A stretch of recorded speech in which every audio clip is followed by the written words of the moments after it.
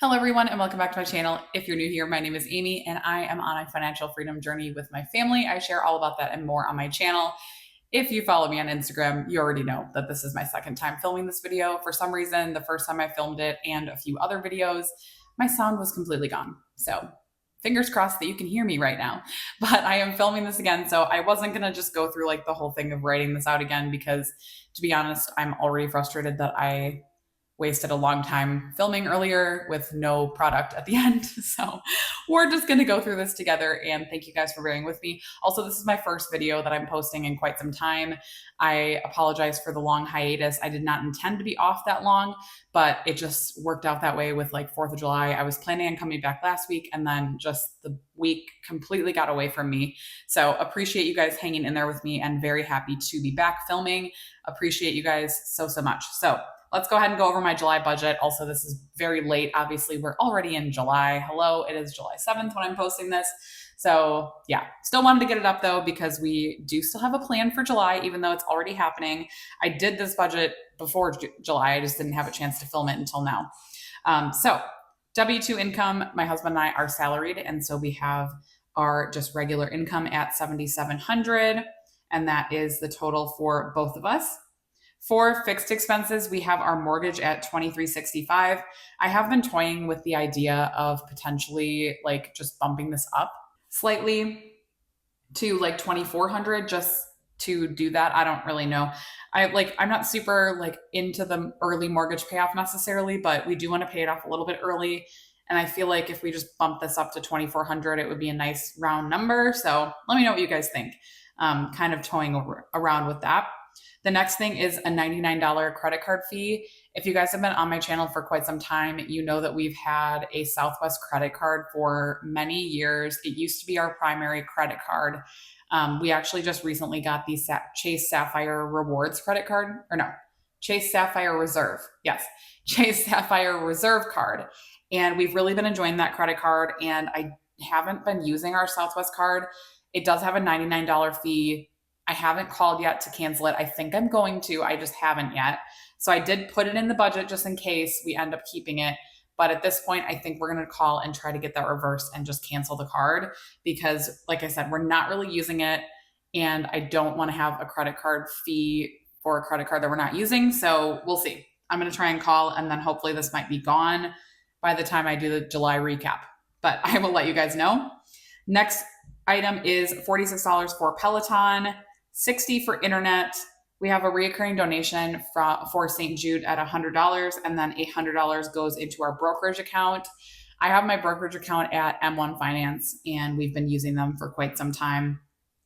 Then we also have our electric and gas. This is on budget billing, so this is a consistent amount from month to month at $204.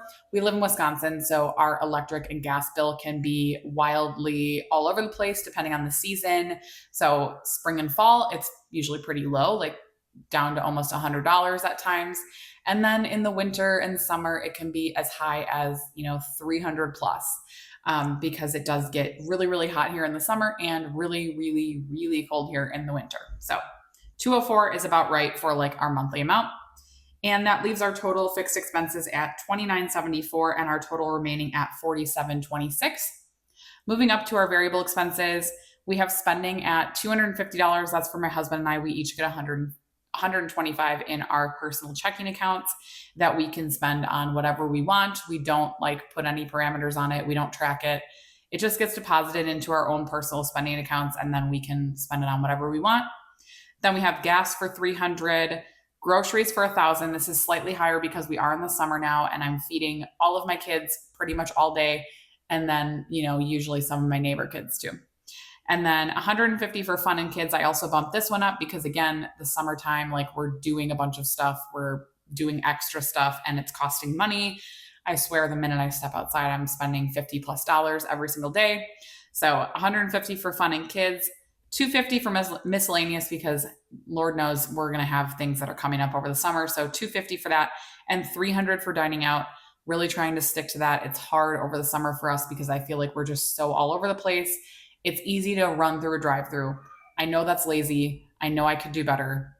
I do sometimes, and sometimes I don't. So $300 for dining out. And that leaves our total variable expenses at $2,250 and our total remaining at $2,476. Next category we have is our sinking funds. So we do have our car sinking fund at 100, home, Christmas, and kids all at 100 right now. These are slightly higher than they have been, but I feel like we need to, or we just want to keep building these up.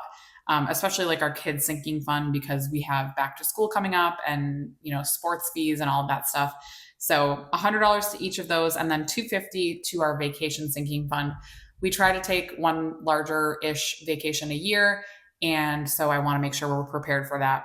We did, if you did not watch my last net worth and goals video, you should go watch that, because we did get a windfall of money, and so we did kind of allocate it amongst most of our sinking funds equally. Not necessarily equally, I shouldn't say that, but we did kind of allocate money towards them for now, and that could change, but we do have like a decent amount of money in our sinking funds right now because of that. But I do still want to keep building those up because, yeah, I feel like you can't really have too much money in sinking funds. I mean, you probably can, but personally, as a family of 5, I like having the extra cash around. So that's that. We do have an emergency fund, obviously, 25,000, but I like having a little bit of padding there with like the sinking funds being pretty funded. Total sinking funds is $650, and our remaining is $1,826, which is going to our car fund.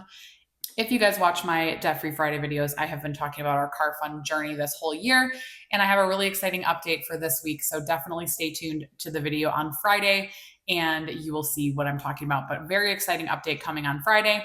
So we are planning to put $1,800 into the car fund in July, and yeah, we will hopefully be finishing that out in the next coming weeks. That's really exciting. So that is everything. That's our whole budget. Sorry, that was relatively quick. Like I said, I already filmed this video, so I'm like a little mentally drained about talking about my July budget for the second time. But yeah, that's pretty much it. Really like a very low-key month.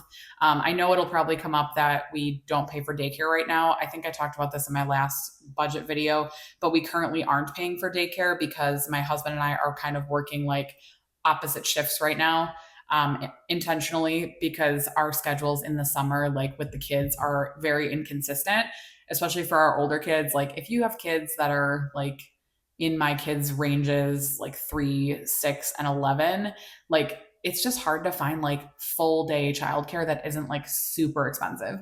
So they're kind of like going to some pieced together camps over the summer, and we don't have like super reliable childcare. So that's how we've solved for that. Personally, it's very difficult over the summer for us to like do that, but it works out, and it does end up saving us a little bit of money to kind of work, like flex our shifts so that we're kind of like somebody's always home.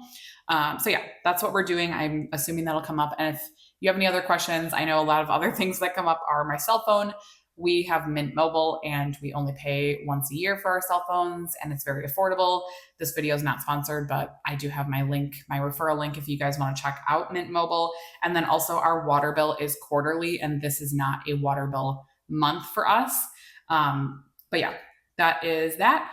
And I think that's all I wanted to talk about for our July budget. Again, I'm so sorry that this is late and it's already July when I'm talking about this, but hopefully you guys liked this video, and definitely leave a comment down below and let me know how July is going for you so far. I would love to hear about it, and I will talk to you in my next video. Bye guys.